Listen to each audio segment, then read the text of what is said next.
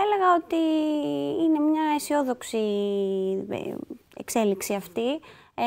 Είναι μια πορεία, ας πούμε, που καταλήγουμε σε αυτό το σημείο μετά από πάρα πολλά χρόνια διεκδικήσεων της ΛΟΑΤΚΙ κοινότητας, πάρα πολλών σημαντικών αγώνων για ισότητα και ισονομία, για εξάλληψη των αποκλεισμών και των διακρίσεων από το δίκαιο.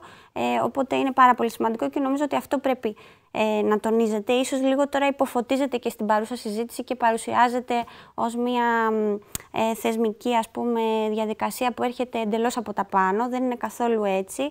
Επίσης, αν δεν είχαν προηγηθεί και αυτές οι συλλογικές προσπάθειες της ΛΟΑΤΚΙ κοινότητας ήδη από τη δεκαετία του 80, αυτή τη βελτίωση στις αντιλήψεις για τα θέματα φύλου και σεξουαλικού προσανατολισμού δεν θα την είχαμε δει στην κοινωνία.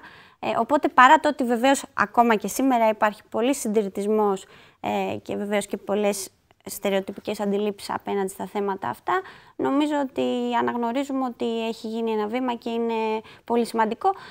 Πιστεύω βεβαίως ότι και πάλι υπάρχουν και άλλα πεδία διεκδίκησης ακόμα. Υπάρχει και μια συζήτηση και για κάποιες ελλείψεις που έχει το σχέδιο νόμου αυτό, που δεν καλύπτει όλες τις πλευρές και δεν κάνει ορατές νομικά όλες τις μορφές οικογένειας που μπορεί να υπάρχουν. Ακριβώς πάνω σε αυτό, γιατί ακούστηκαν και οι απόψεις ότι τα παιδιά της ΛΟΑΤΚΙ κοινότητας πώς αντιμετωπίζονται σήμερα και ότι στην ουσία υπάρχει τα παιδιά που προκύπτουν από τα ομόφυλα ζευγάρια αντιμετωπίζουν κάποια στερεότυπα για τους γονείς τους που ενδεχομένως να τα επιβαρύνουν και να μην μπορούν να τα διαχειριστούν στην πορεία. Κάτι τέτοιο φαίνεται, προκύπτει, είναι απτό? Είναι απλά μια συζήτηση? Νομίζω ότι είναι μια προσχηματική συζήτηση, ένα προσχηματικό ενδιαφέρον. Και τι θα μπορούσε να για τα σημαίνει και για την κοινωνία αυτή η συμπερίληψη? Των παιδιών, συμπερίληψη για τα παιδιά που ζουν σε rainbow families, οικογένειες ουρανιοτόξου όπως λέγονται, είναι να είναι ορατά από το νομικό πλαίσιο, να απολαμβάνουν οι άνθρωποι που τα μεγαλώνουν και τα φροντίζουν ίσα δικαιώματα με τους υπόλοιπους ανθρώπους που έχουν την ευθύνη της γονικής μέριμνας, τέλος πάντων, και της φροντίδας. Αυτό είναι σίγουρο, είναι βέβαιο ότι είναι καλύτερο για αυτά τα παιδιά από το να αποκλείονται, τέλος πάντων, οι οικογένειές τους ή να είναι μερικώς ορατές από το θεσμικό πλαίσιο. Αυτή είναι πιο σοβαρή διάκριση, νομίζω. Και στην Ελλάδα είδαμε τους πρώτους γάμους να γίνονται στην Τήλο το 2004 και μόλις σήμερα το 2024 να μιλάμε για ένα τέτοιο σημαντικό νομοσχέδιο. Το ερώτημα είναι πώς κρίνετε την χρονική στιγμή?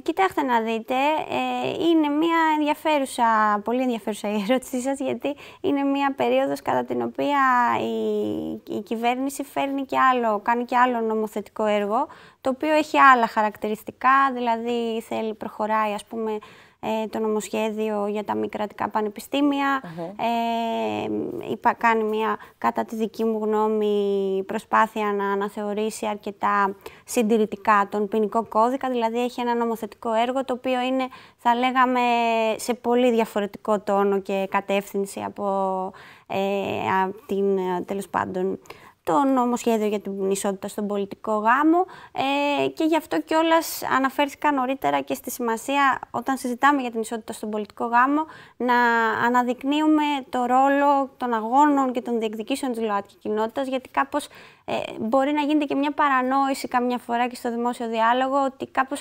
χαρίζεται από τα πάνω αυτό, ενώ δεν συμβαίνει. Είναι μια πυκνή και πολύ αντιφατική συγκυρία, όπως και η περίοδος που ζούμε. Σε κάθε περίπτωση όμως, καθ' αυτή η διαδικασία, αυτή η θεσμική εξέλιξη, αν και εφόσον βεβαίως ολοκληρωθεί και προχωρήσει, θα είναι μια θετική εξέλιξη, γιατί